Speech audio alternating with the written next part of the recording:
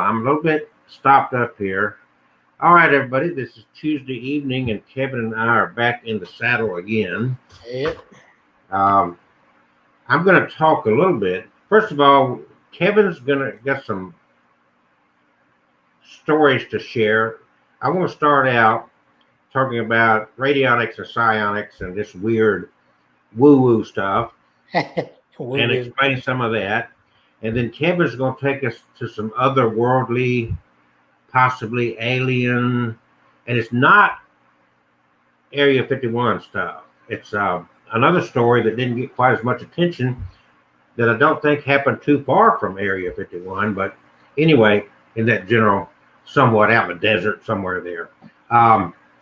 And what gives this story that he's going to talk about credibility is that it was reported by a police officer. So, if you trust cops, then there you go. So that's up to you. So anyway, Radionics, Psionics, and the Vampire Machine. And then the Tepahone. Now, I have written a lot of material, and I'm going to, first of all, a piece to try to get people to understand what's going on with these machines that I've been building and sending out. Literally, Kevin, since August, I've sent them to Germany, Australia, Canada, Alaska, California, Minnesota, all over the country. I've got 3 more sitting on my workbench right now. I got to finish up. 2 of them are going to New Mexico, and another one's going to North Carolina. Literally, and I haven't spent any money advertising, period.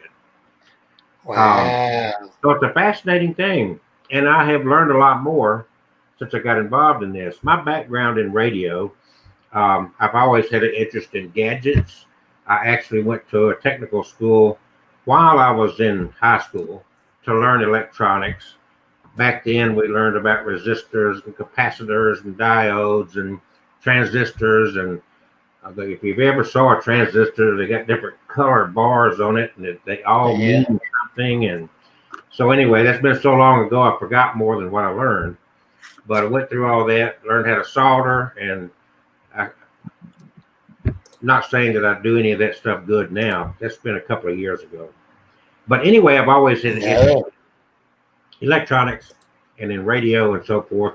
My cousin was a ham radio operator, and I would sit and listen to him. It was always fascinating. So much later in life, I finally got my ham amateur radio license. KM4VKU is my call sign. So it's always been a fascinating thing to me. Nikola Tesla was always a fascinating subject to me, and I think most people, and he's not the one that invented the car. But anyway, and I've shared this many times, but the first radio I built from scratch was what we call a crystal radio. And all you needed to build this radio was a diode and some copper wire and something to wrap that copper wire around. And that's pretty much it. And without applying any power, you didn't hook a battery to it, you didn't plug it into a wall socket, no power applied, and you receive radio stations. It would not be loud. You couldn't turn it up because there was no amplification, but you could hear it through headphones and listen to radio stations. The bottom line is that you put that together with my background in religion, spirituality, and so forth. And at the root of it, it's like we're dealing with energy. Different religious beliefs kind of put a different twist on God. My friend Kevin is from a Christian background, and his views toward God are going to be Bible-based, and others would be based in other things, but they all have similarities, I guess you could say. A creator, a divinity, and so forth. At the end of the day, I think we could all agree that God is at least a big ball of energy, that everything that is out here is a result of this energy. And when you deal with radio, everywhere now, more so than ever, everywhere you sit, you're being bombarded by these radio waves. You got Wi-Fi, you got cell phone service everywhere, you got all this stuff. It's in the atmosphere. All you've got to do is have a means to capture it. It's being transmitted constantly, whether you like it or not. And there's Yeah. very few places on the planet anymore you can escape from it, because we even transmit those waves from satellites. I've got XM radio and it picks it up from a satellite. I can listen to the same radio station from Georgia to California and never lose it. That's what satellite radio does, because you're dealing with getting a signal from a satellite. Bottom line is, it's been suggested, I don't know if you've ever heard this, that if you went out way out in outer space, that you could pick up an old I Love Lucy show. Have you heard that? Yeah, I've heard about the signals going way out there, and maybe aliens are watching our TV shows. They're watching Milton Berle dressed in drag, saying, "What's wrong with these people?" And what's funny about that, mentioning that, is that cross-dressing is not a new thing. Milton Berle did it. Jack Benny did it. So anyway, it's all energy. Yeah. So radionics got its start by, in modern terms anyway, from a guy by the name of Dr. Abrams, about 100 years ago, more or less 100 years ago. Dr. Abrams, he was a medical doctor, and he used radionics for something that I don't suggest you use it for, but that's how it got its start. He used it in medical to try to show that, you could identify problems with your body, and you could actually create healing, because you're dealing with energy vibrations. And you've got this machine, it's got different dials on it, and you're going through a process between your hand and these dials, and you're setting this to come up with a system that connects you with these vibrations, more or less. And those vibrations, back when I was a kid, we talked about, got good vibes, man. You got good, right? Kevin, man, he got good vibes. So there are new age people would talk about your aura, oh, look, he's got a good aura to him, So, so religious people might say he's got a good spirit. I don't know. But Kevin's part of it. Huh? They say I have a sweet soul or something. A sweet soul. Okay. Sweet Inspiration.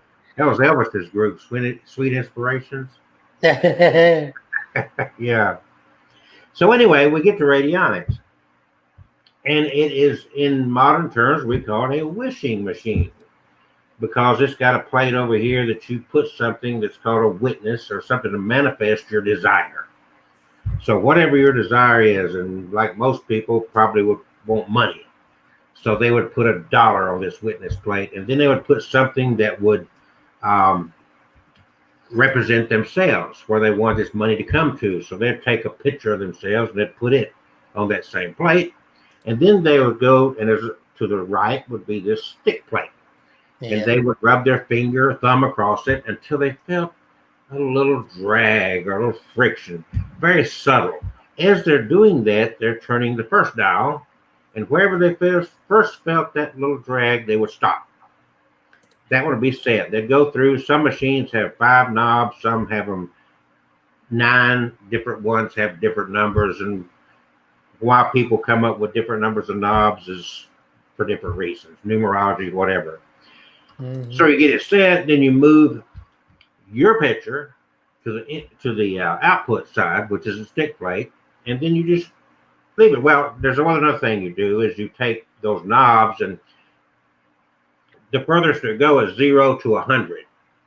So if it stopped at 40, then after you moved your picture over here, you'd want to turn it to 60, because 60 and 40 would be 100. If the other one stopped at 50, you just leave it at 50, because 50 and 50 is 100. In other words, at the end of it, you'd want them all to have added up to 100. Yeah. So it's full capacity, if you will. And then you would just leave the machine.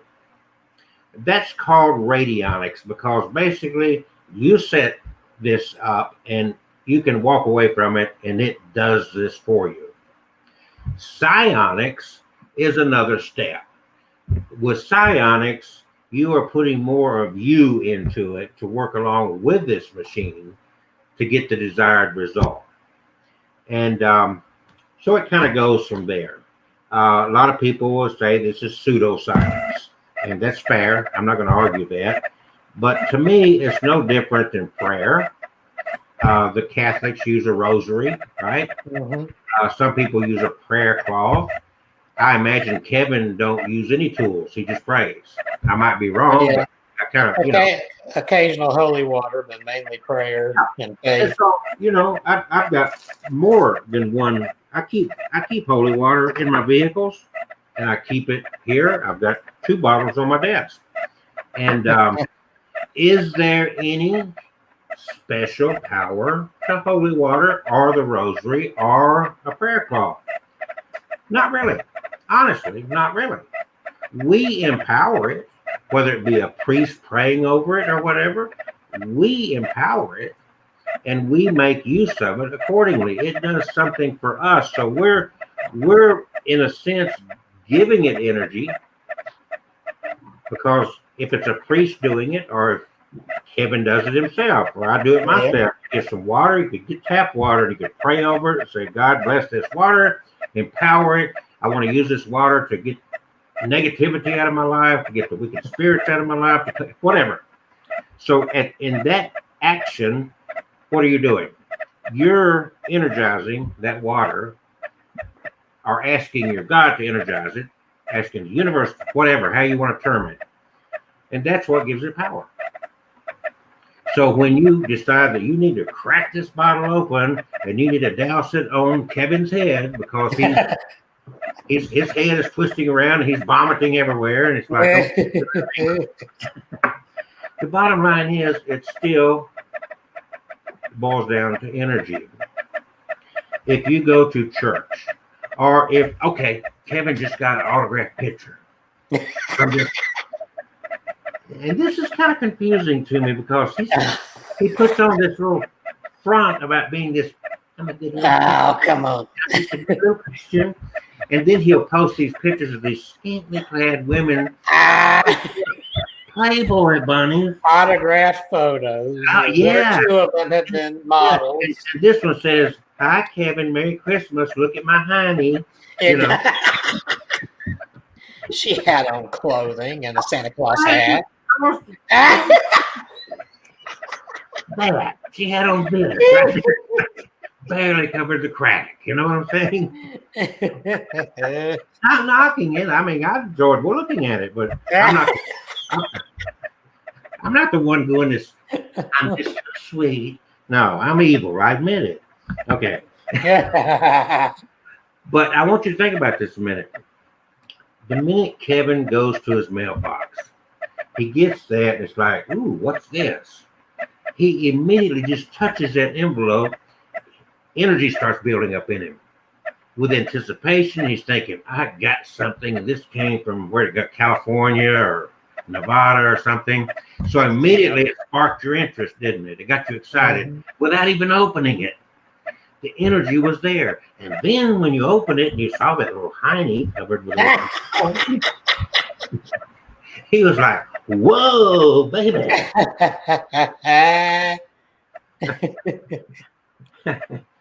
Think about it. It's energy. And then he shares it on social media. I'm not the one. My name's not on it. I'm not the one that got this, right? Kevin got it. If you had, I bet you would have shared it too. Yeah, well, the bottom line is, the point is, though, is that Kevin got it. Kevin had the personal experience, but I fed off of Kevin's energy. That energy passed on through from the girl that had a little hiney thing showing. And that was just a picture. That wasn't even, the girl did not come knocking on Kevin's door. Hey, Kevin, let me slap my butt and you can look at it here. No. That ain't going to happen. She just sent a picture. But were you energized by that? Well, of course. Oh, there you go. That's what we're talking about. So I wrote this piece this week, and I'm going to share it real quick, and then we'll get on to some stories. But people ask me about well, what's this wishing machine? What's radionics and so forth? I just kind of give a little background in it. So this piece I wrote just a couple of days ago and put on my website, and you may have known this. I'm sure Kevin has seen this, that even politicians sometimes will put themselves out for bid to somebody to have lunch with them, right? Uh-huh. So lunch with Warren Buffett went for $2.3 million. The highest price ever paid for this power lunch was $3.5 million in 2012. Somebody paid $3.5 million to sit down and have lunch with Warren Buffett. Okay? Every year, people bid and pay to eat a dinner with a wealthy and famous person, from Bill Gates to well-known politicians. It happens.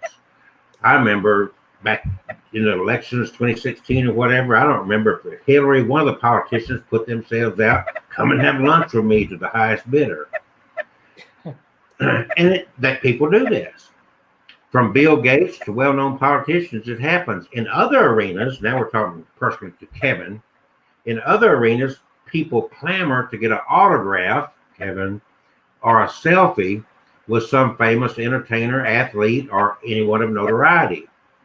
What exactly do these people expect to gain from their expense of paying to eat with one of these people? Or the efforts they put into getting an autograph or having a picture taken with this well-known person or that one? Certainly Bill Gates or Buffett, neither one can divulge their vast wisdom over a short dinner. And that rock star, movie star, has nothing of value to offer in that few short seconds of smiling in a selfie photograph, nor are they able to transfer any success energy via their signature on an 8x10 glossy photograph. Or can they? Call from Oh, come on. Oh, I'm sorry. Oh, it was a fax at first. Yeah. Have you felt the electricity around such? Have you felt the energy from someone who's telling of their brief encounter with this famous person or that one? Or even the sharing of that autograph that this well-known figure has signed on a picture, or even inscribed the recipient's name on it? Even though it was not you that had the experience, you're able to feed off the energy being shared by the person that did have lunch with Bill Gates, or took a random selfie with Lady Gaga, or got an autographed picture from a Playboy bunny. And that person who had that dinner with Buffett went on to spread the energy they gained from that dinner with countless others by sharing their experience on social media, podcasts, TV shows, or sometimes even in books and articles. Energy. The fact is, we're talking about the transference of energy. People pay and endure long lines to get into a concert, to be in the same room with some entertainer, not even having a conversation with them or getting close to this person of fame, just being in the same room. And they gain vast amounts of energy from it. Of course, it affects some in ways that it does not affect others. Some would go to great lengths for that dinner with Bill Gates, or even pay just to hear him speak from a stage. Others would prefer their energy to be gotten from sitting in the nosebleed section of a Pink concert.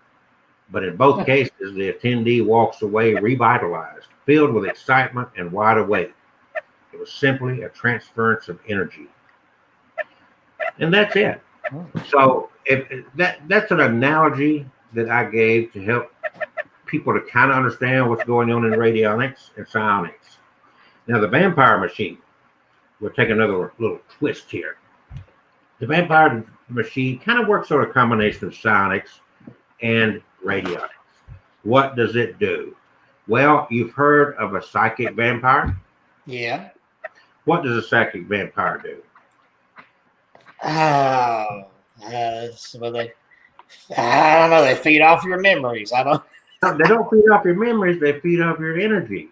Oh, I was going to say that. I thought we were already talking about it. I usually call that energy vampire. So yeah, well, you could either way. Let's call it whatever. But what they do is that you'll be around someone, and you may even like this person, but for some reason, after you're with them for a while, you start feeling lethargic. You start feeling less energetic, and it takes you a while to realize that every time you're around this person, you feel drained.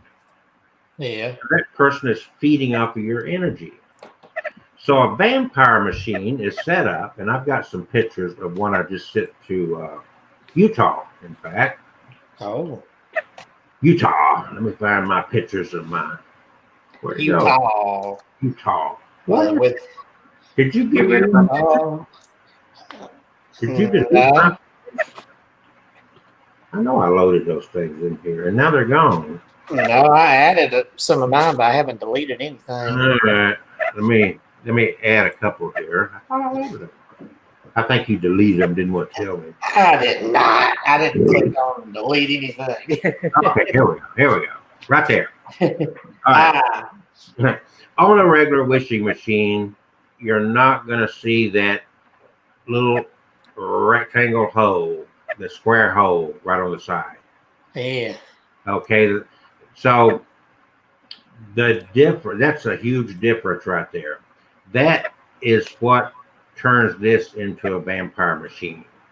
Now, a person that is not interested in doing some nefarious deed would use a symbol of, like, get a picture of the earth, because you can get energy from the earth or the sun. Other people who maybe are not as nice as Kevin is might put a picture of somebody in there, and without being in their presence, uses this machine to gain energy from whoever's picture or whatever's picture they put in that slot. Now, I'm not going to go into details of what's built out inside the machine, but you look at the top of it, it looks very similar to the wishing machine. This machine, I was missing one part. The mail had been very slow, and I wasn't able to finish it till Monday because the mail, I don't know if you've experienced it, but it's taken me 2 or 3 times longer to get stuff in the mail. Yeah. Bottom line is, this gold copper right here is what you call the input side. That's where you normally, on a wishing machine, you put what you're manifesting or what the witness is of what you're gaining or wishing for. Then there is an orgone pyramid, and the plate that I use on this machine is a purple plate, not just a white stick plate. That purple plate is aluminum, and it's been energized, and people use that purple plate for a lot of different reasons. So the difference is that you would put in this square slot the representation of what you're wanting to feed energy from. And you would also put that picture of you in that slot with you. Then you're going to go over here and you're going to do the same finger slide and get that friction and set those 5 knobs. Now, when that knob, you feel that first stick, just a subtle friction on your thumb or finger, that's where you stop turning the dial. You get all 5 of those set by that. And what you're going to find out, you're not going to set those to where they add up to 100. You're going to add up. If this was on 20, the next one's on 30, then it would be 50. You're going to add up all 5, and that's the number of minutes that you're going to use this machine. If you'll look at the far end of those 3 knobs, you'll see an on-off switch. And there's a red light, so you know it's on. There's 2 switches on this. That on-off switch there, when it's on, that red light illuminates. Yeah. On the back of it is another little switch back here, and you'll see that the inside of this square box illuminates red. So you would leave both those switches on for the number of minutes that these 5 knobs add up to. That's how the vampire machine works via the wishing machine part of it. With this particular machine, you could use it either way. So anyway, there is kind of an introduction to tonight's thing, and to give a little bit of insight as to what is going on in the world of radionics. One other thing that I want to touch on real quick to help answer some questions that I've been asked numerous times. This is the early version of what's called a Tepahone. And I'm just going to read the way it's described here in this article. A Tepahone, and that is a Dutch name. It's a interesting place, and it has an interesting place in occult lore. Some people would originally have called it a death ray.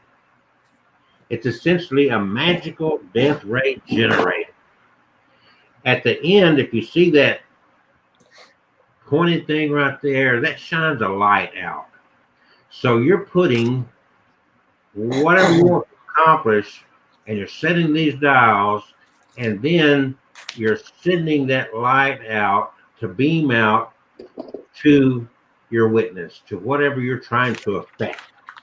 It was first introduced in literature by Franz Barton, and he claimed this Freemason Order of the Golden Centurion, a black magic occult order in Germany, which actually had no connection to craft masonry, that was active from the mid-1800s until the Nazis came into power in the 1930s.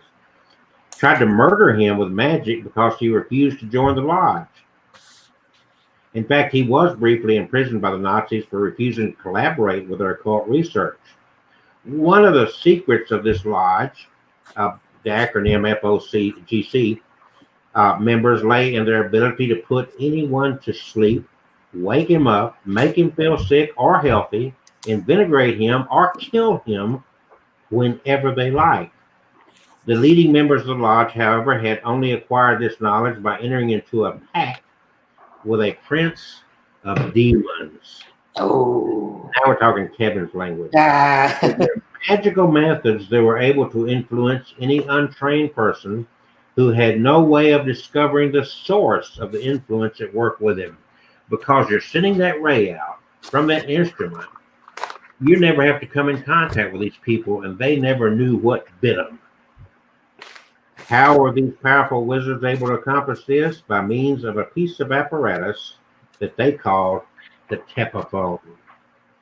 It was the lodge's most strictly guarded secret, a magical vibrationary instrument which would emit fatal vibrations across any distance and constituted the deadliest weapon in the arsenal of the lodge. If the picture or mumia of any human being or animal were placed at the focal point of the Tepaphone's vibration, both the astral and physical bodies of that entity would be affected. Substances of any kind could be destroyed by this instrument from any distance. Furthermore, it served as a wireless transmitter of energy. So you could actually, it doesn't have to be used for nefarious deeds. It could be used to actually share energy or energize something else. Something modern science could only dream about. Any kind of thought could be transmitted by the Tepahone. Could be used for telepathy. Finally, the device made it possible to cause nervous diseases and poisonings, which puzzled the medical establishment. Typically, a picture or personal object was sufficient to establish contact with the intended victim, and remember, distance was of no consequence. Now that's a would you say that's a dangerous machine? Yeah. In the wrong hands. Yeah. But somebody saintly like myself would only use it for good purpose, right? Why do you laugh? Oh, well, I thought you were making a funny with that saintly thing. Remember, I made you a Yeah. All right. Oh, yeah. Well, yeah. I ate up the first 30 minutes of the show because I wanted to share that. And wow, it's been 30 minutes. I gave you a break, man. You accused me of making you talk too much last week. I'm forcing myself real hard, and I don't feel too well today. And but I did not want to. Bottom line is, I want the show to go on. Mm-hmm. So I'm gonna now turn it over. After, make sure you go to the Wish Doctor, thewishdr.com to learn even more and to purchase your machines. One more thing, I do not build these machines until you order it because I'm going to ask you specific information, and each machine is built specifically to connect with you. So unlike holy water, which is pretty generic, in other words, it's the same, it doesn't connect with Kevin. Let me get it over there. Okay. There's smoke rising off his head. There's no smoke coming out of here. Bottom line is, I feel very poorly today, but I'm doing this anyway. Kevin is now. Oh, by the way, myhaunteddogs.com. Don't even hesitate. He's got this is the next to latest book, The Crimson, not Roll Tide. It's more like War Eagle. The blood. And see, did you feel that? Feel that energy? That okay. That and negative energy of that egoistic thing, whatever that you just said, that I shall not repeat. There you go. I tell you what, ain't that a handsome looking character right there? Okay. See the light that surrounds my head there. That's the light from my Tepahone aiming towards you too. Those books are on Amazon.com, but the best way to find either one of those books is to go to myhauntedDolls.com, and he will have you connected every way, which way but loose. Go to his YouTube channel on My Haunted Dolls, Kevin Kane on YouTube. Make sure you put in Kevin Kane, so because other people have stolen his name because he didn't copyright it. But bottom line is that support your starving artist. I know we're not skinny, but we're starving. Okay, it takes more to feed us. So I'm gonna rest my voice, and Kevin is gonna take us on a otherworldly journey. Yeah. Now, first up, I want to share, and I'm not sure if this really had anything to do with New Year's. We've got some New Year's themed scary stories I'm going to share, but first I want to share this interesting the world of abnormal story here. This week's is going to be involving a UFO sighting. And let me pull her up here. First, we're going to give you a nice artist rendition of what this thing looked like, according to the person who reported this. And the person who reported it happened to be a police officer, a very believable witness who just started out on a normal routine, patrol, and it ended with witnessing something like this. So I'm going to go ahead and share about the incident. I have couple of articles pulled up here, but I'll go ahead and share one of these with you. Lonnie Zamora is the name, if I'm saying that right, is the name of the officer who witnessed this. Socorro police officer Lonnie Zamora reported having a close encounter of the third kind with an unidentified craft on Friday, April 24th, 1964. And I want to find a good version of the story here to share. One of these skimpy ones. All right, here we go. One of the best documented UFO sightings in U.S. history was witnessed by City of Socorro police officer Lonnie Zamora and investigated by many top scientists. In late afternoon on Friday, April 24th, 1964, Socorro's police sergeant Lonnie Zamora departed his cruiser on a rough and rocky dirt road. He was at first chasing after a speeding teenager, just on his way to give a ticket, when suddenly something caught his eye. And he pulled off on the side of this rough and rocky dirt road to investigate an unidentified flying object, which came to rest in an arroyo south of Socorro. Here's a little rhyme. In an arroyo south of Socorro. The desolate, undeveloped area was primarily made up of mesquite and creosote bushes. What Sergeant Zamora witnessed at approximately 5:45 p.m. was an egg-shaped craft traveling into Socorro from the south. It was later reported and documented as having been witnessed in flight by 5 tourists traveling through Socorro. Zamora, in an interview following the incident, stated that he witnessed a bluish flame and a loud roar coming from the direction of the arroyo. Zamora approached the area where he believed the craft had landed. Zamora later stated that he had first seen the object from about 150 yards and believed it to be a car of some sort of vehicle that may have turned over and was in need of assistance. Zamora radioed the sheriff's office about a possible accident he was going to investigate. And then he contacted New Mexico State Police Sergeant Samuel Chavez, someone who Zamora trusted to assist in the investigation. After requesting the assistance of the NMSP, Sergeant Chavez, Zamora once again began approaching the object. At about 50 feet from the object, Zamora noted seeing landing gear and a red insignia, which he later drew for authorities, and which you see here on this artist's conception here that we have posted.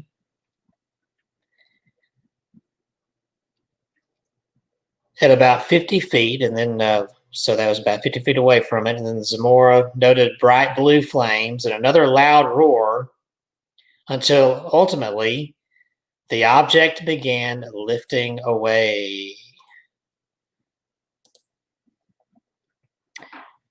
Lifted away from its resting place. Following the incident, many local residents visited the site and witnessed not only burned bushes, but also landing gear depressions in the ground. The incident has been recorded in many newspapers and magazine articles, as well as written about in many books. April 24th, 1964 has proven to be one of the most well-documented days in our city's history. Over the past 53 years, various ideas and thoughts have been shared regarding what Officer Zamora may have witnessed that day, but one thing that remains true, regardless of any theories that may exist, is that the object witnessed by Officer Zamora and others has not yet been identified. Now, this particular story, which apparently was written by a resident there in Socorro, New Mexico, left out a little bit more that was found out later in the story shared by Officer Zamora. It wasn't just the ship that he saw there, but there were two humanoid beings, according to his report, standing outside the craft when he was standing 50 feet away. And those beings did disappear into the craft before it took off. That little detail was left out of the story, so I wanted to be sure to throw that in. That just added to the creepiness factor. And he described them just like you see here in the drawing, with the little round-shaped bald heads and the same insignia on their what looked like to be some kind of uniforms they wore. Same insignia that he saw on the side of that egg-shaped UFO. It did take off. I'm not sure. I would be interested to know if there have been any reports. I mean, there's all kinds of UFO reports out there. You've got cigar-shaped UFOs, saucer-shaped. You got triangle-shaped, diamond, pyramid-shaped. You've got all kinds. And I'm sure this is not the first egg-shaped craft. I wonder if anybody else has seen this craft, with that exact detail that the officer gave. I don't know. I haven't seen. I read the story first when I was a little kid. And in fact, I think that particular drawing was in the book that I read called Mysteries of the Unexplained. And that really mystified me, especially since it included not just the craft being sighted, but also the little aliens standing next to it. And this took place in New Mexico. Yeah, a lot of UFOs in New Mexico desert. And just a side note, Lonnie Zamora, he is now deceased. He died in 2009 at age 76. Oh, okay. Yeah. So I just kind of wanted to look that up too. And that story didn't go as viral as some of the others did, like the Roswell crash. And yeah. Interesting note on that, the Roswell thing did not happen at Area 51. It's like, okay, but they connected it to, a lot of people get confused when they talk about Roswell, but Roswell's not that close to Area 51. They're in different states, in fact. So, but anyway, just a side note. But New Mexico, that's not, this one didn't crash. It took back off. It just landed. In fact, I want to say in that story, in that book I read, now I'm remembering it, Zamora said it looked like when those two little beings were outside, that they were doing some sort of work on their craft, like maybe some repair. And when they saw him, they quickly disappeared, and that's when the craft took off. Oh, was there any way to discern how far away they were from the Roswell entry? Because this was after the Roswell entry. And Roswell's in New Mexico too, isn't it? Yeah. Let's We see. can put it. What town did this happen in? That was in Socorro, New Mexico. So do just curious to how close those are. I know it sounds silly, but I just pull up the old map here. It says it's about 2 hours and 45 minutes, or okay. In alien 64 miles. In alien time, that's nothing. Oh, they can beam up wherever they beam me up, Scotty, wherever they. All right. I'm going to let you continue. I just had to interrupt there for a second, and I think you're going to carry on. You're going to carry on some other stories as well, right? Yeah. Okay. Just wanted to get that otherworldly story. Well, you're welcome very much. All right. So I've got, and first I want to share an article I'd pulled up here because it's New Year's related, and New Year's is just a couple of days away. So why not go ahead and share this first? That way, with the other stories, I don't want to accidentally run out of time. Gosh, we're already at 7:41. Wow. All right. So I'm going to throw up this here creepy ghost lady photo that came with this article. This is an article about 9 New Year's Eve spooky stories that will keep you up till dawn. And this photo goes with one of the stories there about the ghost lady that we're going to get to in a minute. But let's start out here. Counting down. Well, we'll just start out in no particular order here. Number 1. Yeah, whatever you do, Kevin, don't get yourself confused, okay? Well, I'll try not to. My brain is fried from work today, so let's see here. All right, number 1. The Lady in Red. We have a story in Alabama that has a lady in red, but this is not that story. This one takes place on has to do with New Year's Eve, and it takes place at the Drake Hotel in Chicago. On New Year's Eve of 1920, the Drake Hotel celebrated its opening night with much glamour and tinsel. It was both magnificent and tragic. It was magnificent because the Drake was to be one of Chicago's most beautiful and celebrated hotels, but it was tragic because, according to legend, it was the night the woman in red ended her life. On this day, a man and his fiancée, who was clad in a brilliant red silk gown, attended the gala held in the Drake's Gold Coast room. The man stepped away and did not return, so his fiancée went looking for him. She found him enthralled by another woman in the Palm Court parlor of the hotel. The devastated woman climbed to the roof and jumped to her death.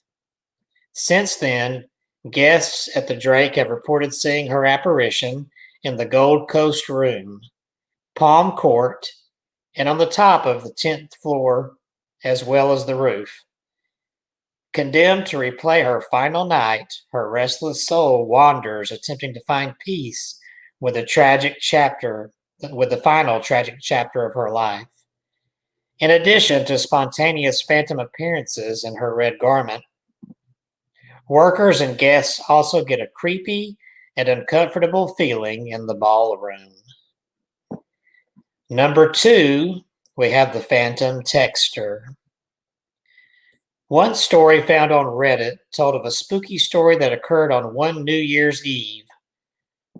A man stated that he started receiving text messages from an unknown number on New Year's Eve that simply said, quote, "I'm outside," unquote.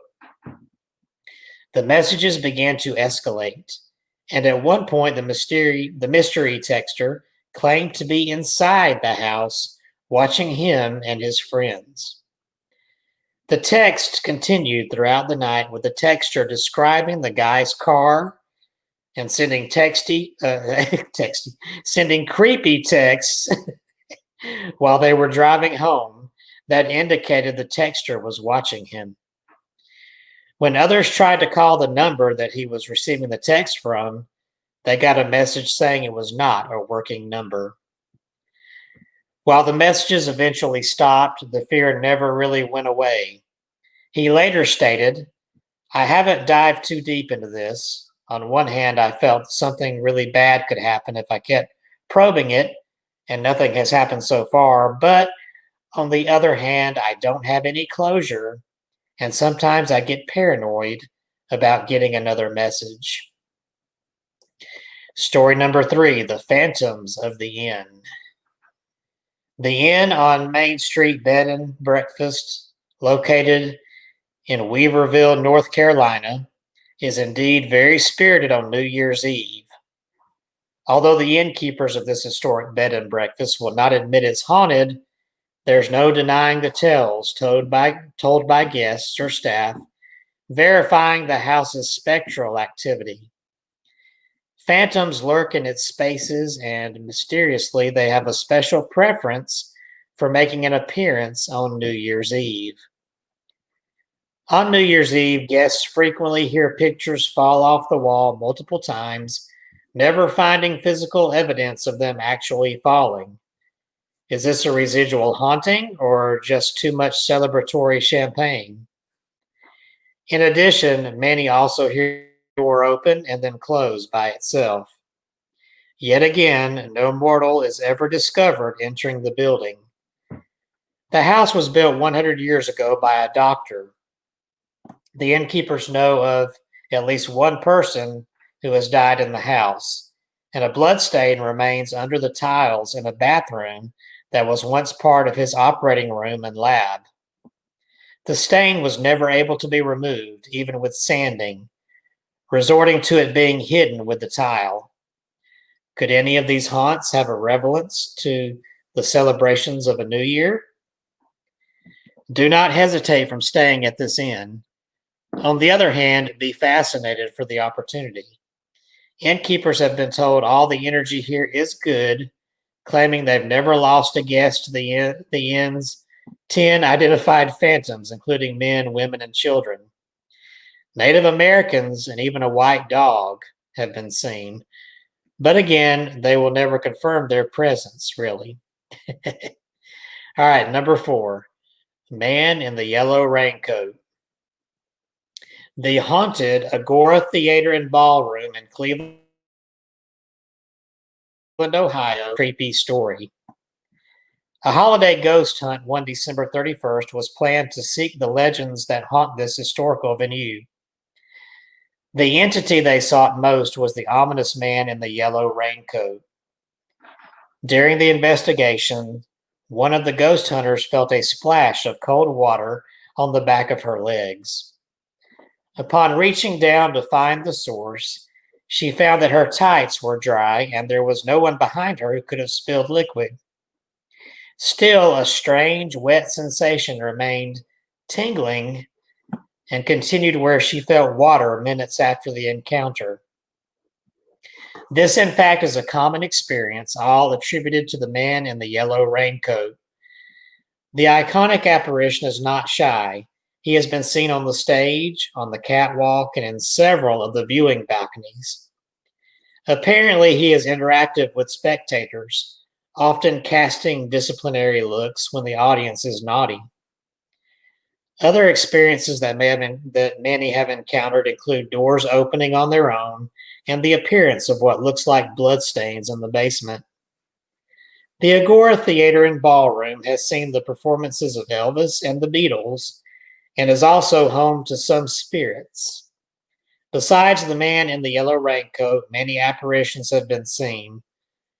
A psychic once did an investigation and said the spirit's name was John.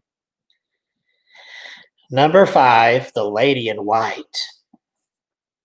Have you ever experienced a stranger suddenly turning up at a party you hosted? Apparently, this is just what occurred in this story.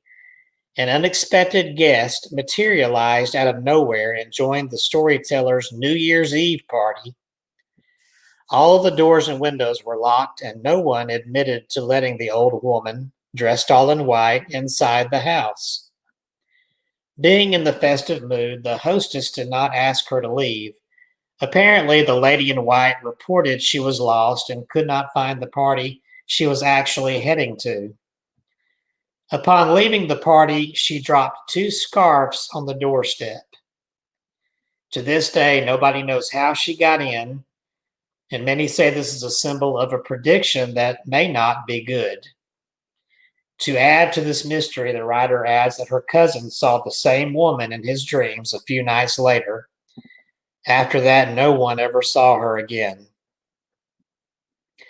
Number 6, the bellboy for the Hotel of the Dead Stars. Ooh.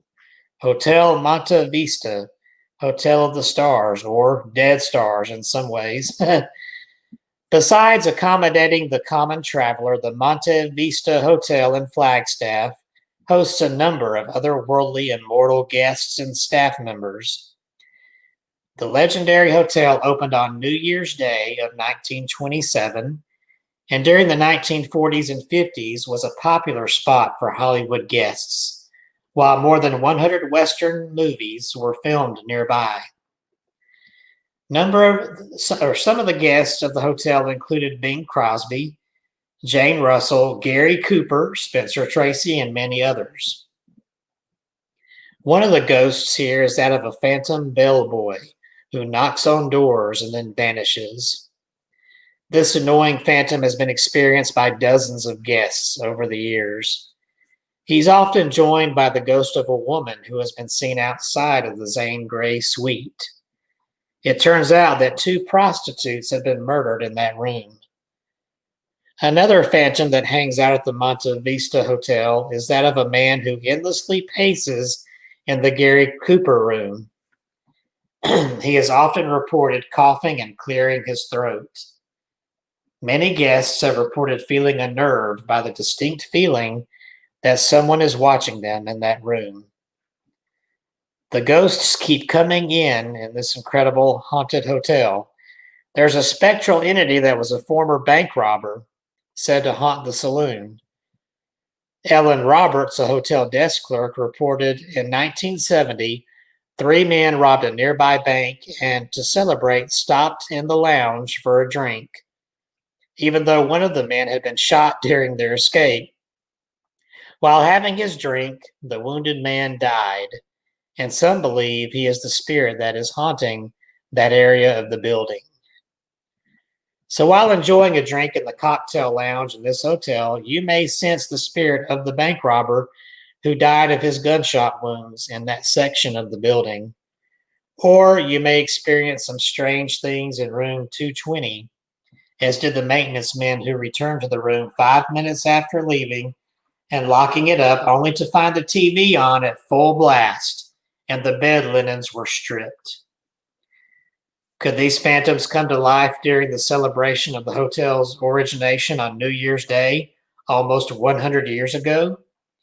Many feel it does. Number 7, and this is a really disturbing one, is called Channeling Norman Bates. And for anyone who doesn't know, it's kind of before your time. Norman Bates is the crazed motel owner and killer in the movie Psycho. All right, this is one pretty disturbing, although not one pretty disturbing story, although not related to a haunting, or at least not yet.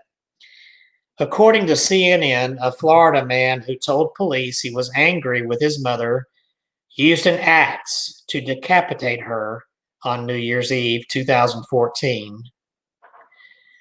The creepiest part is the mugshot taken after the man was arrested. In the photo, he's smiling like one would for childhood school pictures. The man was apparently fed up with his mother nagging him about moving some boxes in the attic. Sheriff Bob Gualtieri told the CNN reporter, "Could this have been the channeling of Norman Bates' fictitious character? I guess we'll never know. Number 8, the spectral party crasher. Have you ever gotten the feeling that you're not alone even when you are? According to the website Wattpad, one woman had an unwelcome guest on New Year's Eve. She could hear it, but not see it. The trouble began when things began disappearing. The woman and her boyfriend kept losing items they were using only to have them reappear a few minutes later. Later in the evening, a strange man's voice joined the conversation, yelling, "Right, right," in response to a comment one of the guests made. Eventually, every guest heard an invisible person coughing in the bathroom, even though there was no one in there. The strange activity stopped the next day, so perhaps this ghost just really likes to join in on the New Year's Eve festivities. Perhaps he might join in on yours. No matter where you are, keep your guard up and stay alert. Remember, phantoms like to celebrate as well. And now, number 9, the zombie that came rolling in. Another person claimed that the not quite human creature they and a friend encountered one New Year's Eve was actually real. Quote, "That's when we saw it. Something that looked like a naked person but wasn't quite human waddled down the street toward us. It made as though it moved as though it was half squatting, and because of this, its hands dragged along the ground as they hung limp at its sides," he claimed. Quote, "I couldn't make out its face, and my friend Max told me later that he couldn't either. It was also making a throaty, gurgling noise as if it was almost choking on something. The author and Max did the only sensible thing that anyone could do. They got the heck out of there." All right, and those are the 9 creepy New Year's stories. But I have some more creepy New Year's stories I can share. More? Yeah, a couple of them very well. Yeah, both of them extremely disturbing. Extremely disturbing. It's now almost 8 o'clock, 1 hour into our Tuesday night fiasco we call abnormal. Yeah, that's it. Covering a lot of territory, but just as a reminder, as we get into our second hour, that Kevin Kane over there, this guy, you know, Hey, hey, that feels good. myhaunteddogs.com. Kevin is he's got a lot of books out there, so he needs you to buy his books. He's also got audio books. He's got Kindle books, so you can read his books or listen to his books. But the worst possible thing you could ever think about doing is ignoring his books. No. So if you start ignoring his books, he will use the Tepahone to send a death ray to your doorstep. Just let one of my haunted dolls pay you a visit. There you go. So myhaunteddogs.com. On my end, and I'm not talking about my rear end, even though the Radionics, the wishdr.com, and you can do many wonderful, marvelous, miraculous things with a wishing machine or a vampire machine or a Tepahone. Yeah, you can. Don't think you can't. You may not believe it, but you know what? You better believe it. If you believe in the power of prayer, and if you believe in the law of attraction, you've got to believe in radionics and psionics. There's just no way around it. Now, I wanted to do one other thing. If I can hold on, let me find this, because I want to show you the power that this has. And you're not going to believe it, but just bear with me 1 second. We've got another hour, and you've got to see what this did. And I think this happened just today. But look at this. How would you like to use the Tepahone and get that at your doorstep? Hey. That is the power right there. And you see, just as I described, this is just in case nobody believed me earlier in the show. That's about it right there. In fact, this is probably be bigger. And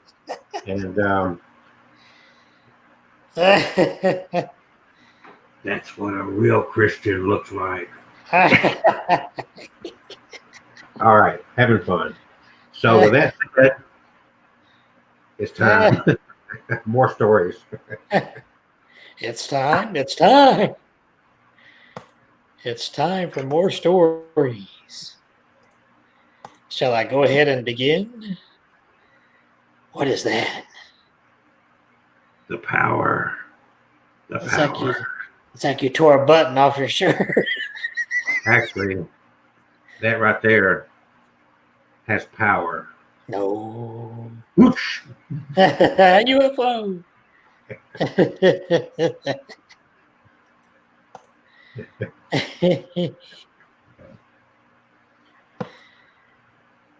Oh.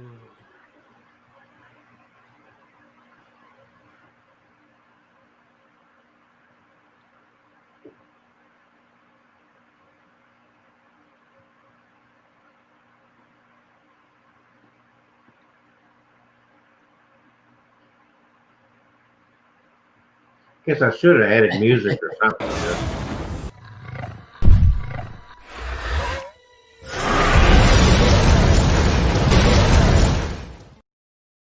All right. now let's see what Kevin has in store for us. Oh.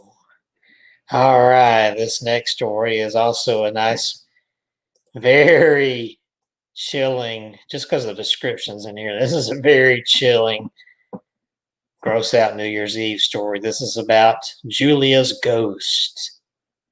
And the mystery behind this is we really don't know exactly where this happened. It could have been right within your very town where you live. So let's get this baby started. Oh, Julia's ghost. This happened in a small town that could be anywhere. It might even be your town. It involved a woman named Julia. For years after her husband died, she hardly ever left her house, only to pick up groceries, and sometimes neighbors who felt sorry for her often delivered groceries to her to make sure she had food and supplies. Other than that, she barely spoke to anyone, including those who delivered things to her.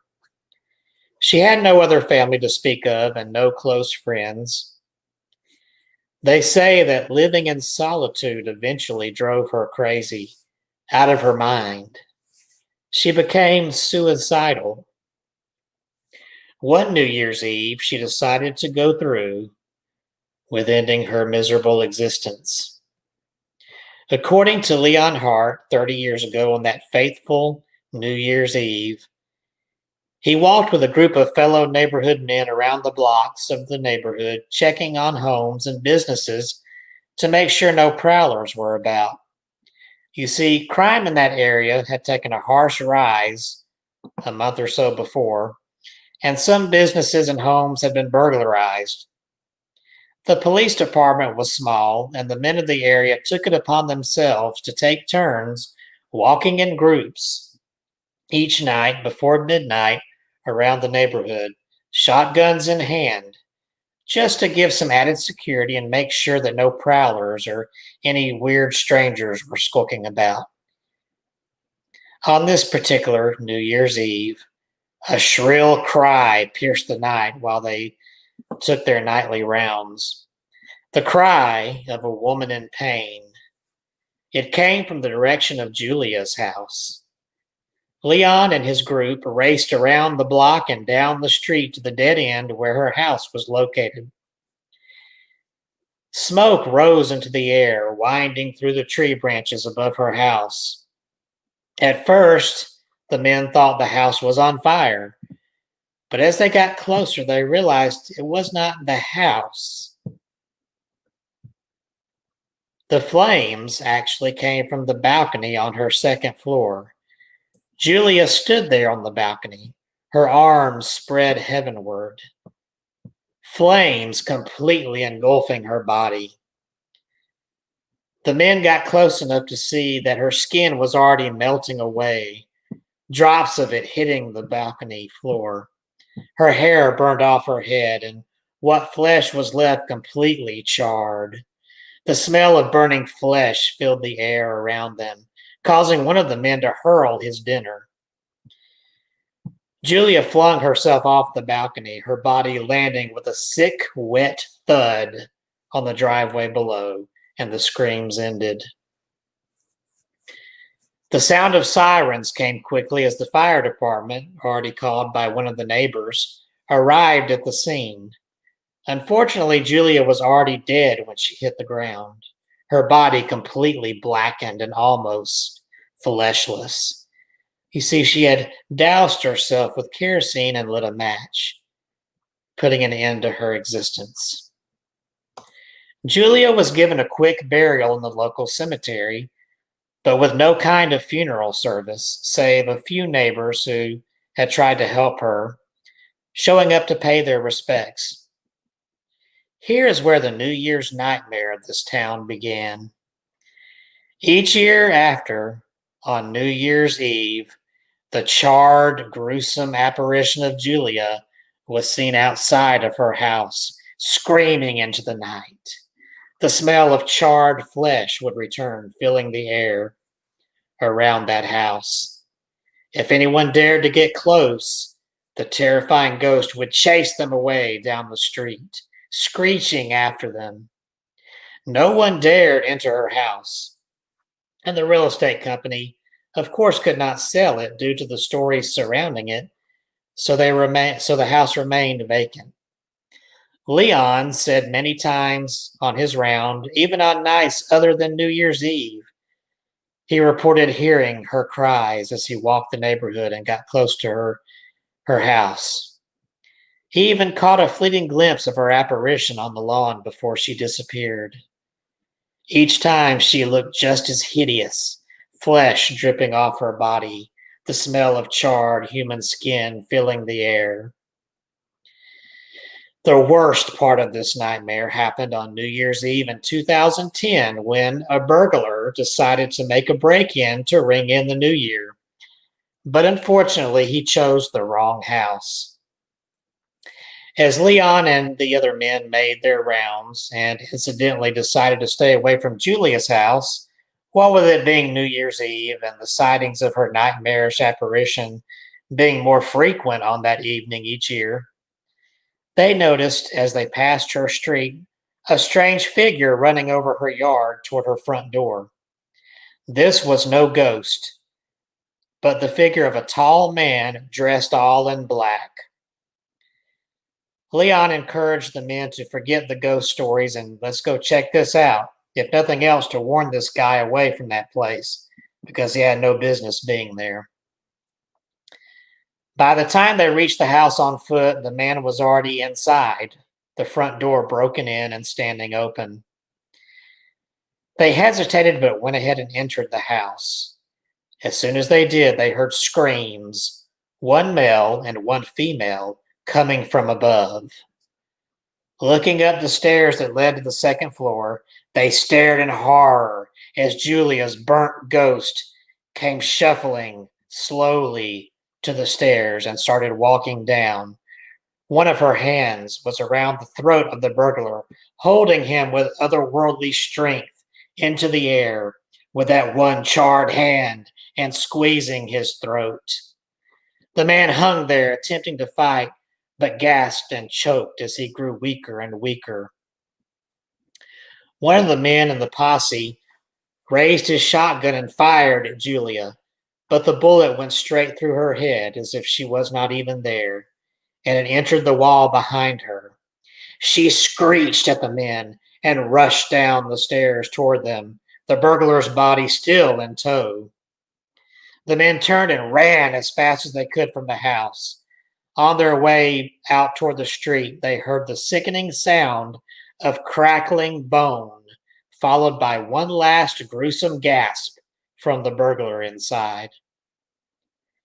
When the police arrived, they found the burglar's body at the foot of the steps, his skull crushed inward and blood running down from his mouth and nose. This was the last straw. The residents decided to end this curse once and for all, burning down Julia's house to the ground, then giving her a proper graveside funeral service where all of the town, this time, turned out to pay their respects. This seemed to finally quieten Julia's ghost, as her apparition was allegedly never seen or heard after. But the memory of that gruesome sight, that sickening smell of charred flesh, the sound of cracking bone, still echoes in the memories of Leon and the men who had the unfortunate bad luck to be in Julia's home that night and witness her final hurrah that fateful New Year's Eve. I really like that story. That was freaky. That was a freaky one. That could have happened in your neighborhood. The more that you do this, the more you get on the dark side. I've noticed that. The dark side? Look at that. Look at that. Why, whatever do you mean? The dark side. Sinning. My gosh. It's about 12 minutes after the big hour of 8 p.m. We're closing in on probably just a couple of months from now. We'll be celebrating our 2-year anniversary. Yeah. Pretty close to it. Maybe 3 months. Maybe it was March when we started. But we started out in the office over there in Columbiana. Uh-huh. And then, due to circumstances beyond our control, we ended up at a Burger King for a while. And then, thanks to COVID-19, we've been doing it this way, which I think this has worked out pretty good. What do you think? Yeah, I think so. So we don't have to go anywhere, and we still get to share these wonderful abnormal stories. And things keep evolving along. How long have you worked at home now? Since the last of April. So, well, no, it was before that. It was the 1st of April. So, what is that, 8 months? Or no, 6 months? Yeah, most of the year. No, it's more than 6 months. Yeah, 8 months. Yeah, 8 months. So how many times during those months did you actually have to go to your office? When I first moved in here at the end of April, they didn't have the internet set up, so I went back for a week, and I was by myself, and there were just a couple of managers across the building. Uh-huh. It was really eerie. Felt very isolated, huh? Yeah. So have you been back at all since? You never have to go? No, I guess what if they're still there, the plants I had on my desk are long dead, I guess. And I hope they went around and threw those away, or else it'd be stinking up the place. Well, I'm sure one of the managers or somebody goes in, checks things or whatever. Yeah, there's always a manager or two there every day, and they've still got cleanup crew that comes in to sanitize, even though there's hardly, there's only a few people there. Well, so that's pretty good. They probably have thrown away your dead plants. If they have, maybe they watered them. Who knows? Hey, maybe. Well, that's interesting. And so all the staff, except for a couple of managers or whatever, has worked from home all summer. Yeah, then the managers change. There's several of them, so they'll take turns each day. If somebody goes in one day, the next day somebody else. And I think there's a couple that are there all the time, Monday through Friday. How big a building? How many big a staff is it? I couldn't even say. And that's just one building. We got that building. It's on Highway 459. There's one downtown. I don't know how many thousands of people normally work out of. And that's just in this state. And we got offices. I mean, it's Kemper. They've got offices all over the country. Well, I mean, So- then what's amazing about it is it seems to be rolling along pretty smooth. Everybody working from home. Yeah, I mean, it's one of those jobs that is doable from home if you like working from home. It can get kind of isolated after a while, like being around the coworkers and getting out of the house. But Yeah. Well, but it's to me, it saves everybody money. yeah, it saves gas money. And you don't have your commute time. Instead of once a week, I think I fill my tank up once a month now. If that. There you go. Not only that, the company you work for has to be saving on utilities and whatnot. So, yeah. So production wise, you getting as much done at home as you would have done if you'd been sitting in an office. Yeah. Yeah, and you don't have the chatter of other people around you. That's got to be strange. And I just have my dad and my brother come walking through, interrupting every once in a while. That drives me crazy. Do you spend hanging around? Do you spend a lot of time on the phone? Yeah, at least half the day is spent having to do stuff on the phone. Other half is paperwork. Yeah. Well, electronic. This has been a very interesting year, needless to say. And of course, we're gearing up for just in 3 days, we're going to be changing the calendar to 2021. Oh, yeah. And but I know everybody's all pile. I'm glad to see 2020 gone, but I hate to tell people, but that flip of the calendar is not going to end our problems. No.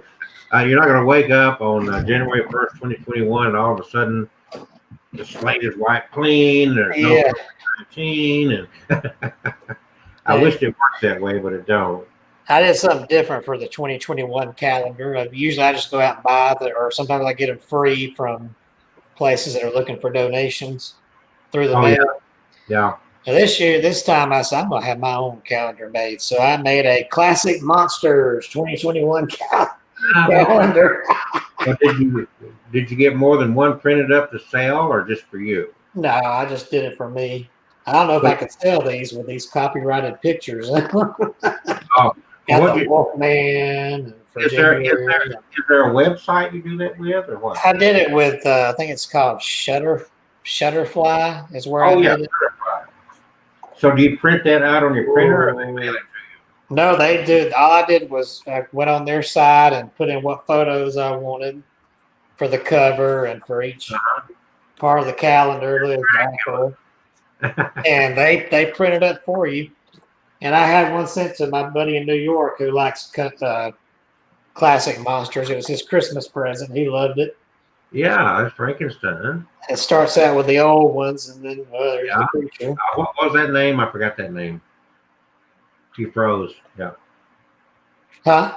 You froze for a second. What was the name of the last? Yeah, Creature from the Black Lagoon. That's it. Yeah. And then do you mind me asking how much expensive that was to get that done? It's $20. Really? Yeah. So I'm surprised you didn't do it of your haunted dolls, and then then you could have. I could do that. Put your website, myhauntedolls.com, and then have your picture in the corner. Look at that. That is neat. Tarantula. That's one of my favorite old sci-fi. So giant ants. You could have a picture of each one of your dolls, Yeah, I'll have to do that. Yeah, and they use that. This I just did for fun. I wanted something. I like Classic Monsters. I hadn't done anything with it in a while. Those monsters are the ones that I grew up watching as a kid. That was all we had. Yeah. But the Frankenstein, but there was another one. We used to go to a local little theater downtown Athens, and every Saturday matinee, you just had to save up your RC bottle caps every week. And if you had 6 of them, you got in free. Oh. Of course, the theater makes their money on popcorn and drinks, right? I bet you called it the picture show, didn't you? and I haven't been able to find this movie, but I remember distinctly one Saturday they had Medusa, Medusa. Oh, pixelated woman. Yeah, hey, what was it? The Gorgon? old black and white movie. I don't remember. It's just from my Oh, it's childhood. black and white. Okay, yeah. The Gorgon, that's one of those Hammer color movies in the 60s. Yeah, well, that's what I'm About talking about. But I mean, the Frankenstein movies. I used to watch that on TV late at yeah. night. On Saturday night, they would have those shows. So that's a neat calendar. Yeah. But I bet you, if you printed up your calendars with your dolls, I bet you people would buy that. Yeah, they just might. I need to think about that there thing. My haunted dog. Well, what do you got? Any more stories? Well, of course, yes. Oh, I've got okay. Well, I'm going to sit back and listen. okay. I've got another New Year's Eve horror story. This one's called The Broken Window. And this was a Japanese uh, horror folk story, but it kind of made its way to the US and became Americanized. And so this is that version, The Broken Window. Ooh, I like that scary picture that goes with it. A week ago, I was driving home and my young daughter was in the car with me. I was in a hurry, so I decided to take a shortcut that led us down a lonely mountain road. All of a sudden, in the middle of nowhere, the engine started to splutter and the car ground to a halt. It was New Year's Eve and quite chilly out.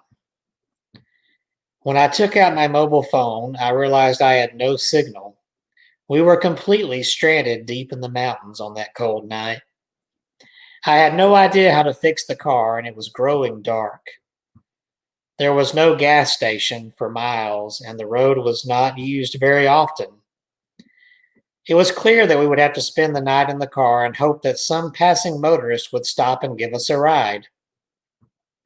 The sun was going down, and it was beginning to get very cold. An eerie silence descended over the mountain, and all I could hear was the wind rustling through the trees. My daughter went to sleep in the passenger seat, and I closed my eyes and was starting to drift off as well when I heard a strange noise. It sounded like a voice. I couldn't make out what it was saying. It sounded like gibberish. Tinzumetsu, Tinzumetsu, Tinzumetsu. At first, I thought I was dreaming, but as it got closer and closer, I opened my eyes and looked around. Tinzumetsu, Tinzumetsu, Tinzumetsu. A dark figure was approaching the car. All I could see was a silhouette. It looked like a man, and he seemed to be dragging his foot. Tinzumetsu, Tinzumetsu, Tinzumetsu. I looked down at my daughter. She was still asleep. I didn't want to wake her up. All of a sudden, the noise stopped. The eerie silence returned. Then I looked up and got the fright of my life. I had to stop myself from screaming out loud. Standing at the passenger window was the most hideous figure I have ever seen. It looked like a man, but his face was so twisted and contorted that it formed a frightening visage. He was horribly deformed. It was as if every piece of skin on his face had been peeled off, and all that was left was bloody red muscle and sinew.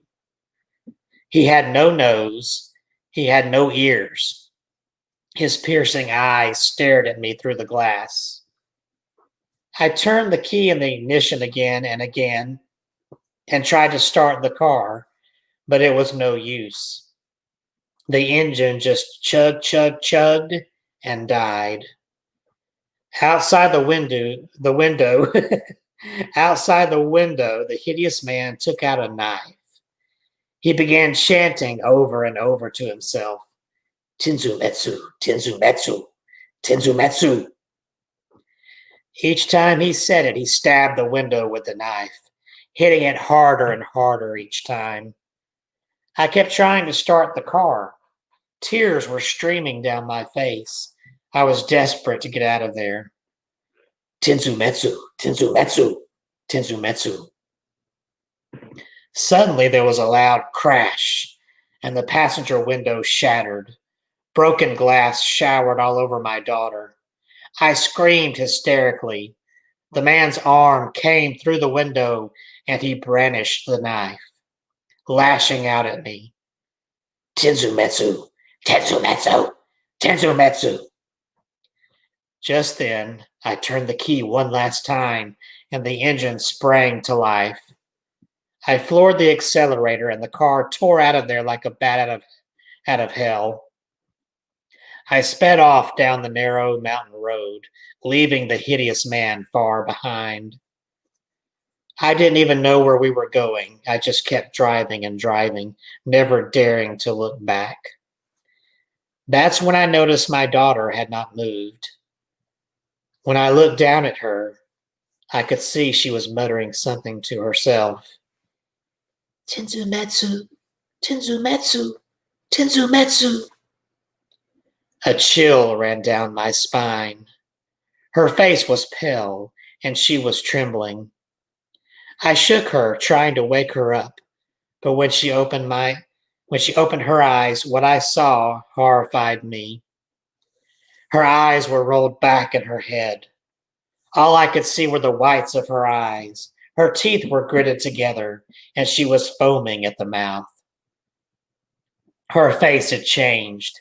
She didn't even look like my daughter anymore. She just kept growling over and over, Tentometsu, Tentometsu, Tentometsu. I kept driving, and finally I saw the city lights up ahead. We came to a church, and I pulled over to the side of the road. Scooping my daughter up in both arms, I carried her into the church and started screaming for help. An old priest appeared from a doorway and asked what was wrong. I told him about the thing I had encountered on the mountain road. He took one look at my daughter, then snatched her from my arms and laid her out on the church altar. As I watched, crying and shaking with fear, he took out some rosary beads and held the little wooden cross to my daughter's forehead. Then he started reciting prayers in Latin. The priest let us stay there for the night. He put my daughter in a spare bed and stayed up with her all night long, holding her hand, anointing her with holy water, and reciting prayers over her. He placed a Bible on her chest and a scapula around her neck. He told me my daughter was possessed by a demon, and he had to try to perform an exorcism. He said that if it was not done and my daughter stayed like this for 49 days, she would never recover. She would be left permanently insane. The priest instructed me to leave my daughter with him so that he could perform the necessary rituals. He said that if I stayed, there was a good chance the demon could possess me as well. It has been a week since my daughter was possessed, and the priest is still taking care of her. I check on her every day. It's like she isn't even my daughter anymore. She smirks and looks at me with indescribably horrible eyes. I just want my daughter back. If you ever find yourself on a lonely mountain road, whatever you do, don't stop. Tiramisu, tiramisu. That was an ugly looking creature. Oh, we're going to get you. Yeah. We're going to get you. One way or another. Wow. 8:30, folks. We made it through another 30 minutes on this Tuesday night. This is a night to go down in history because this is the last time that we're going to do this in the year 2020. Yes. Now, there is a possibility this guy right here if he's available, we may do a New Year's Eve ticking off through midnight countdown. If you want to, we'll have our champagne. We will toast. We'll have bells and whistles, and is that? Are you going to be available, or you all got plans? Well, we're gonna have family plans for the New Year's Eve, and Well, they can join us. Oh well, we tried. Yeah. Yeah, there we go. There's his. That just made my day right there. Now, did you feel that energy emitting off of that?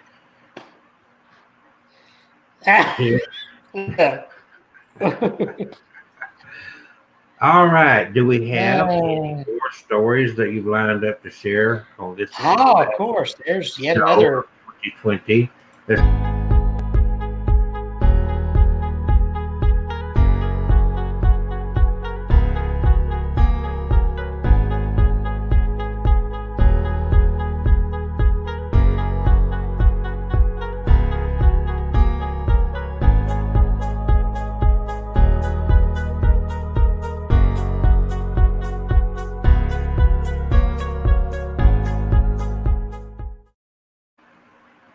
Okay.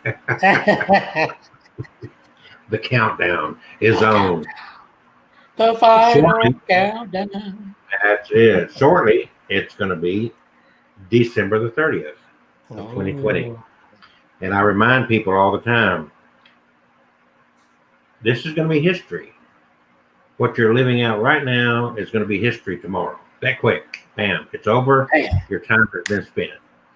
So enjoy the moments. And right now, let's enjoy another story by none other than this guy right here. Oh.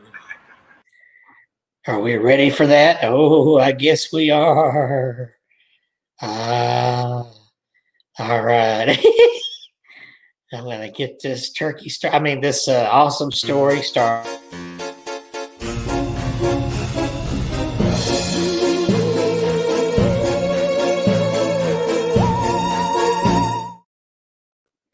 Well, all right. That's a good start right there.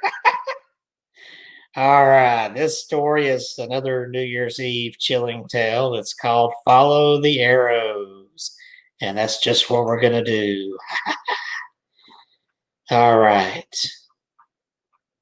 It was New Year's Eve, and I met my friends Jeff and Dave in a bar for a few drinks. When I went to the bathroom and walked into one of the stalls, I happened to notice some writing on the door. It read, "Follow the arrows." I looked around, but I didn't see any arrows, so I didn't think much more about it. However, 2 hours later, I had to use the restroom again. As I walked through the door, I accidentally bumped the light switch with my shoulder, and the room went completely dark. That's when I noticed it. On the ceiling above my head, there was a trail of glow-in-the-dark arrows. They looked like they'd been there for quite a while. I was intrigued. I wanted to follow the arrows and find out where they led. I went back to the table and told Jeff and Dave what I had discovered. They were curious too, so we decided to investigate. I went home and got a black light. It's kind of like a small flashlight, but it illuminates things that are invisible to the naked eye. When I returned to the bar, it was almost closing time. Dave and Jeff were waiting for me, their faces full of excitement. I went to the bathroom and tested my black light on some of the painted arrows. It worked like a charm. They glowed brightly. We followed the trail of arrows as they led from the toilet across the ceiling of the bar and out onto the street. With my black light, I searched around for invisible arrows on the ground. I found one. I followed the arrow, keeping my black light inches from the ground, waving it back and forth as Dave and Jeff followed close behind. A few feet away, I found another arrow, then another, and another still. I was following these arrows down a sidewalk for about 2 blocks. We started wondering where the hell these things were taking us. Finally, I got to an arrow pointing us in a new direction. It was a driveway leading to an empty lot that was surrounded by a tall metal fence. We couldn't see what was inside. The arrows led up to the gate. Jeff pushed on the gate, but it was locked. We decided to jump over the fence. Jeff went first, getting a firm handhold at the top, then pulling himself over. I put the black light in my pocket and took a running leap at the gate. Dave gave me a helping hand, pushing my legs from underneath until I tumbled over the fence. Then Dave followed, hauling himself over the tall fence with surprising ease. We found ourselves in what looked like an old parking lot. Weeds sprang from cracks in the broken concrete. I pulled out the black light and quickly found another arrow. We followed the new trail slowly, and it led us to a small shack in the middle of the parking lot. I know what this is, said Dave. It used to be a drive-in movie theater. I think that's the concession stand over there. As we approached the building, we saw that it was boarded up. There was some faded lettering on the wall that read popcorn. Dave shrugged. So what? The arrows lure people to buy popcorn? We walked around the building until we came to a door in the back. It was secured by an old combination padlock. My black light picked up something scrawled on the door in glowing paint. It was a series of numbers. 1, 3, 5, 6. Jeff entered the numbers in the combination lock and pulled it open with a satisfying click. He pushed on the old door and it swung open with an ominous creak. Jeff peeked inside. I can't see anything, he said. I peeked inside the door, shining my black light, but it was useless. I cursed myself for not bringing a real flashlight. Just as I was about to suggest we head back home and return another day, I heard a click and a dim light appeared in the old building. Dave had found the light switch. This place looks like it hasn't been used for at least 30 years, said Jeff. Look at this parking lot. There are trees in it. Well, the electricity is still on, I replied. Someone is still paying the bills. We walked in and saw that the interior was surprisingly clean, apart from a thin coating of dust. It was the sort of dust you would expect to find in an ancient Egyptian tomb. The shelves were empty and a cabinet stood on the far side of the room. Dave walked over and cautiously opened it. Wow, look at this, he exclaimed. The shelves were packed with candy boxes. I recognized Cracker Jacks and Hershey's bars, but the labels were very old. Dropping my black light on the floor, I grabbed excitedly for a giant box of chocolate. Before I could examine it further, I heard Jeff say, Guys, check this out. He was standing over a hatch in the floor. He had pulled it up and was peering down into the darkness. Maybe there's another light down there, he said. He went down the set of steps that led into the cellar, and Dave and I followed close behind, trying to find a light switch. I was halfway to the bottom of the stairs when I heard a click, and a dim light bulb flickered in the dusty basement. Found it, said Jeff. We walked toward the light, bumping into empty shelves and strange debris. Canvas bags like sacks of potatoes littered the floor. They were covered in dust. On one of the shelves, I spotted some old film canisters. We hurried over, reading the titles. It seemed to be mostly old horror movies. Dracula Returns, Night of the Wolf People. I didn't recognize any of the titles.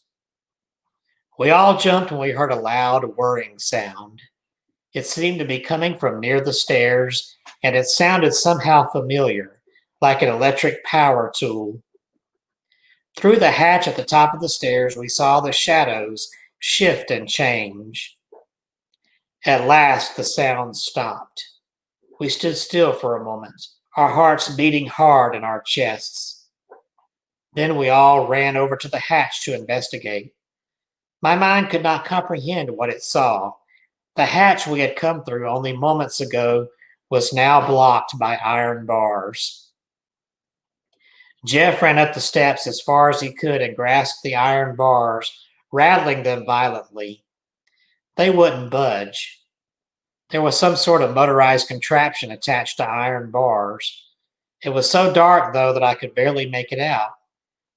I reached into my pocket for my black light.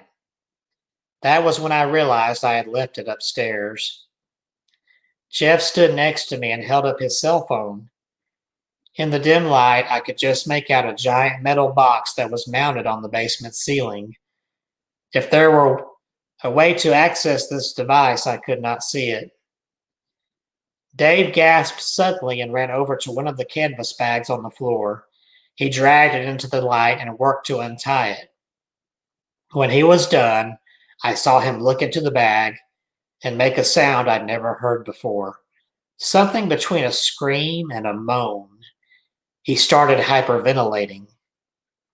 Jeff and I ran over and looked into the bag.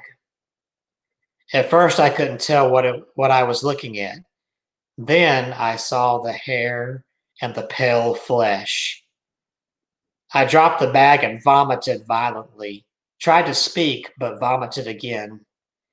Jeff, I gasped, my throat raw. Your phone! Call the police! Call them now! I put my hand on Dave's shoulder. He was slowly rocking back and forth, trying to control his breathing and calm himself. I looked around. There were about a dozen similar bags on the floor. Jeff eventually got through to someone on the phone. He explained where the bar was and how we had walked several blocks to a parking lot with a fence around it. He told them about the concession stand in the basement with the locked iron bars. I grabbed the phone. Look, I said, there are dead bodies and bags down here, dozens of them. The woman on the other end said, just calm down. I want you to just stay online with me and give me your names. We told her who we were and answered her questions. I knew that we should conserve the phone batteries, but she was our lifeline out of this crazy situation. After we'd answered all her questions, she said, you know, making prank calls to emergency rescue services is a very serious crime. My blood turned cold. She thought we were joking. As calmly as I could, I croaked, Ma'am, I swear to you, I have never been more serious in my life. Please send someone down here. If we're lying, you can arrest us. Just send someone, please. Young man, she replied, don't you have better things to do on a school night? I heard a click as she hung up the phone. She didn't believe us, I whispered. Give me the phone, said Dave. He dialed the operator and spoke calmly and deliberately. Operator, I'd like to speak to New Hyde Park Police, please. Yes, an emergency. No, I don't want 911 or dispatch. I want the police department. There was a moment's silence, and then he spoke in a deep voice. Hello, officer. I'd like to report some teenagers causing a disturbance in an abandoned building. They're throwing things around, smashing bottles and wrecking the place. I saw them drag a little girl down into the basement. It sounds awful bad, just awful bad. Someone needs to get their butt down here quick before they hurt that little girl. Brilliant, Dave, just brilliant, I thought to myself. I could have kissed him. He gave the officer the location of the lot and the description. It was perfect. After answering some more of the officer's questions, he begged her once again to hurry and hung up the phone. Just then, we heard the sound of a car pulling up outside. Wow, that was fast, said Dave. That's not the cops, I whispered. We heard a car door open and close. Then heavy footsteps tramped across the gravel. Jeff ran over to the hatch with the iron bars. We're down here, he yelled. Help, please, we're down here. The footsteps were slow and deliberate overhead. A pair of work boots and dirty blue jeans appeared at the top of the stairs. Jeff stumbled back down the stairs. He looked pale. I looked up and saw a bear of a man standing there. He was intimidatingly large, smoking a cigarette, staring down at us. Excuse me, sir, I began, but he just walked away as if he hadn't heard me and went outside. We heard him get something heavy out of his vehicle and then drag it inside. Whatever it was, he set it down with a thump. Then we saw plastic tarp roll across the iron bars. Moments later, we heard the sound of duct tape. The hatch was closed and we were alone, listening to the sounds of the man working, we were sure, on something evil. The sort of evil that is rarely seen. The sort of evil that you don't live to tell about. Suddenly, we heard a hissing sound. It was high-pitched and steady. I was confused. Gas, said Dave. I think he's pumping some sort of gas in here. We ran around looking for the source, but within minutes we were growing light-headed. Jeff collapsed in the corner.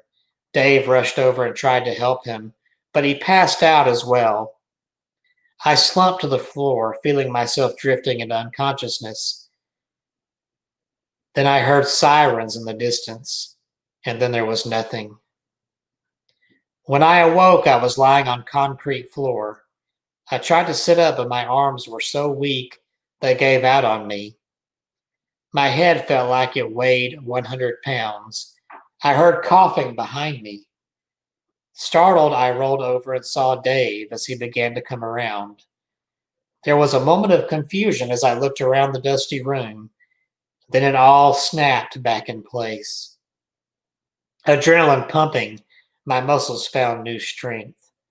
I grabbed Dave's collar. Dave, we've got to get out of... I stopped mid-sentence as I heard voices upstairs.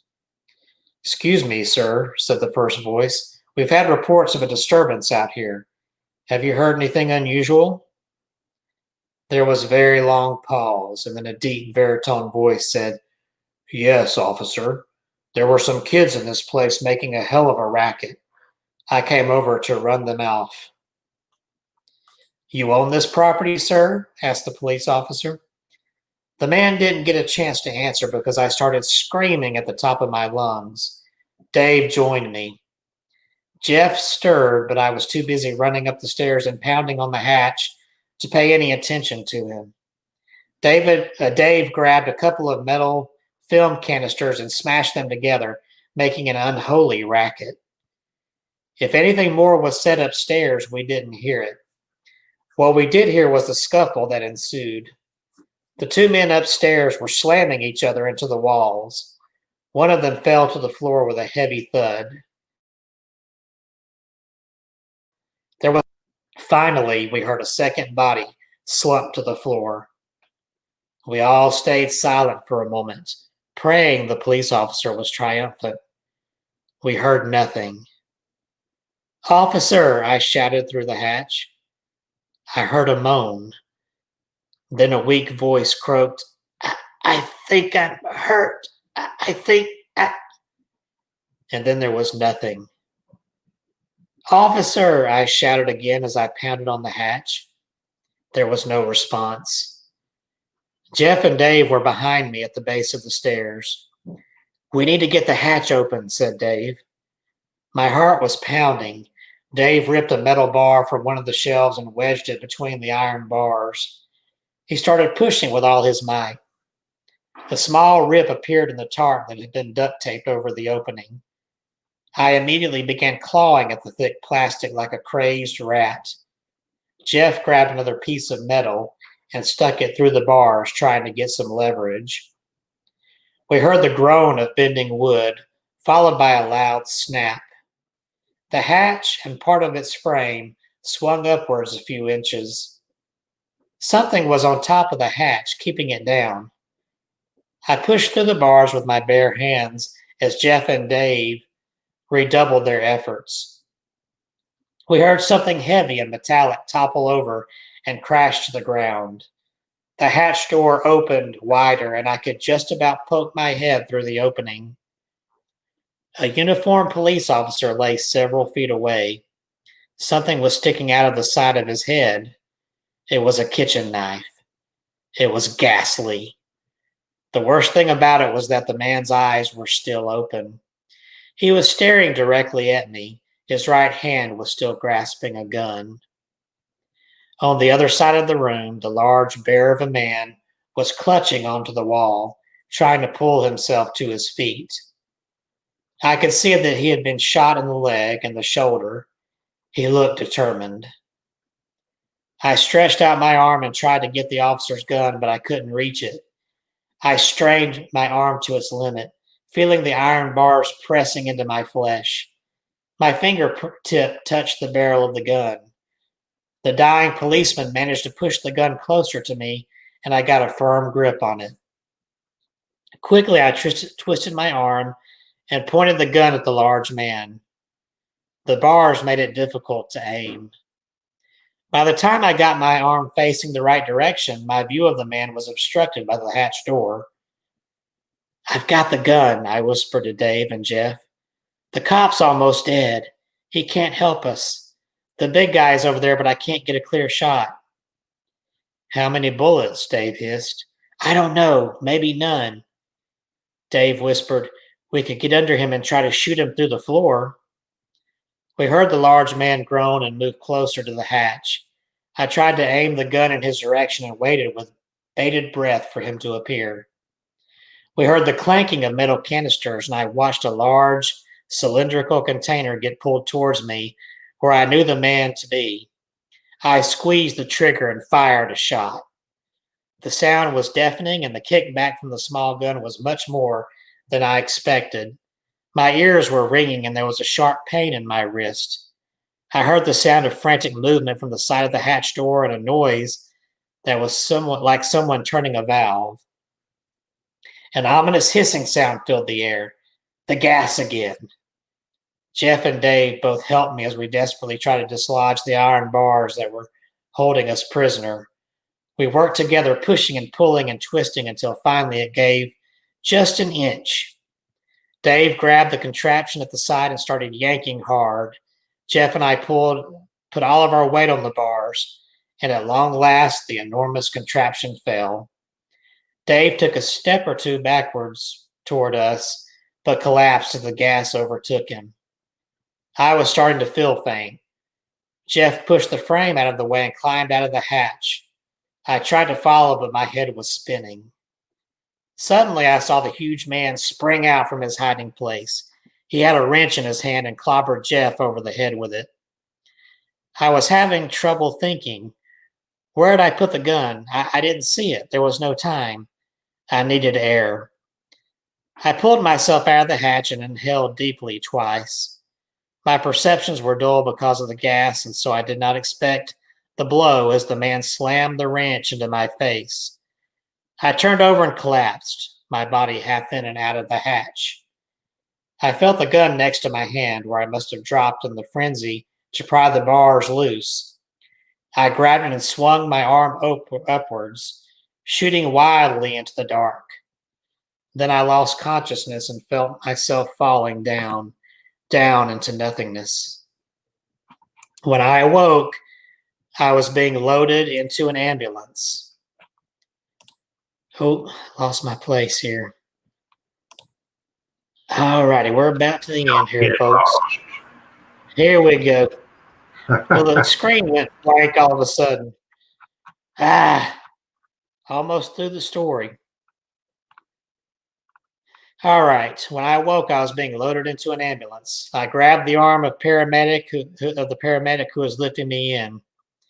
"My friends," I mumbled. "What happened to my friends?"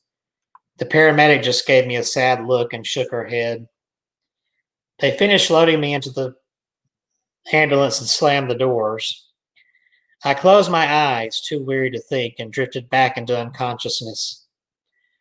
1 year later, there was a memorial service at my school. I showed up with my girlfriend and was wearing my best suit, and in my hand, there was a piece of paper with a speech on it. I went to the podium and cleared my throat and said a few words about how I met Dave and what a great guy he was, how he charged into a room full of potentially deadly gas to help me and Jeff escape a madman. I went on to mention Officer Stanley Bell, who died that night, leaving behind a wife and 2 children. My voice sounded funny through the speakers. The damage to my face was extensive.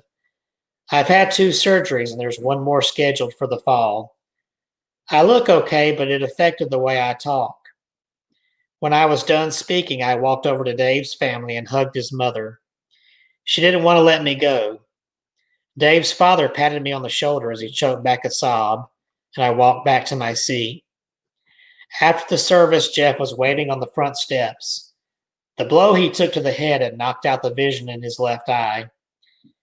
He wore dark sunglasses to hide his wandering eye, and we didn't say much to each other. I just hugged him and patted him on the back. On the news, the reporters talked about the 37 bodies in canvas bags that had been accumulating since 1957. They showed the artist's rendering of the killer based on my description. He was still at large, and his identity is still unknown. The police told us the concession stand had been rigged with motion sensors that, when set off, would lower the iron bars to capture curious trespassers in a dungeon of death. They said the killer had rigged a silent alarm that would send a signal to his phone when someone entered the trap. I tried to remind myself that I was one of the lucky ones. I was exhausted and went to lay down in my bedroom. My girlfriend followed me a minute later and wrapped her arms around me. She remembered to leave the light on. Nowadays, I always sleep with the light on. So the moral of this story, if you see a message that says follow the arrows, don't follow the arrows. Man, that was longer than I thought it was going to be. God. You wrapped that up. Woo. Your eyes must have been losing focus because you lost your place. Oh, yeah, well, the screen started to try to go out on me. It does that sometimes. Oh, when I came back, it was at the top of the page. Well, you made it through to finish up our show. Yeah, I didn't know it was going to be that long. And it kind of had a few discrepancies. If it's New Year's Eve, it's not a school night usually, so I don't know what that dumb officer was thinking when they called 911 the first time. Well, you have to have slow police in the movies, the horror movies and all. Well, there are some slow police anyway, so not all of them, but there are. No. They're human beings like the rest of us, so Yeah.